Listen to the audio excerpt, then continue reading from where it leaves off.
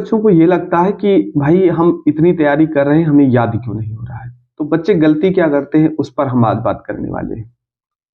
देखिए, सबसे बड़ी गलती क्या करते हैं कि काफ़ी ऐसे बच्चे होते हैं जो 1 से 2 बार पढ़ लेते हैं और फिर वो अपना प्रैक्टिस सेट करना शुरू कर देते हैं। जो भी उनके पास बुकें होती हैं, उसपे क्वेश्चन सॉल्व करना शुरू कर देते हैं और उनसे क्वेश्चन नहीं बनते हैं। तो उनको ये लगता है कि क्वेश्चन बन नहीं रहा है। तो मैं आप सभी को बताऊँ कि क्वेश्चन बनाने के लिए कम से कम आप 3 से 4 बार पढ़िए।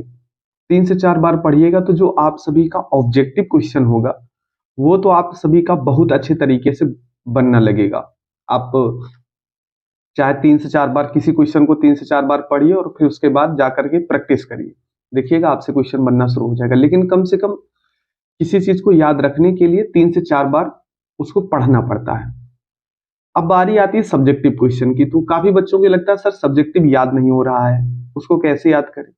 तो देखो मैंने आपको बताया ना कि आप एक क्वेश्चन को कितनी बार पढ़ रहे हो। आप एक बार को जितनी बार पढ़ोगे उतना जल्दी याद होगा।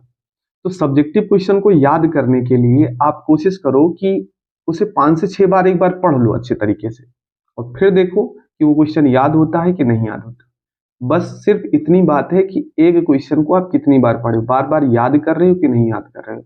1-2 बार पढ़ने से कुछ होता नहीं है। हाँ, काफ़ी ऐसे क्वेश्चन होते हैं जो एक बार पढ़ने से याद हो जाते हैं, लेकिन काफ़ी जो कठिन क्वेश्चन होते हैं, उनको एक बार पढ़ने से याद नहीं होता। उसको याद करने के लिए आपको बार-बार याद करना पड़ेगा, उसको बार-बार लिखना पड़ेगा और जब आप किसी प्रश्न को 4 से 5 बार याद कर लेंगे, तो आप सभी के लिए आसान हो जाएगा।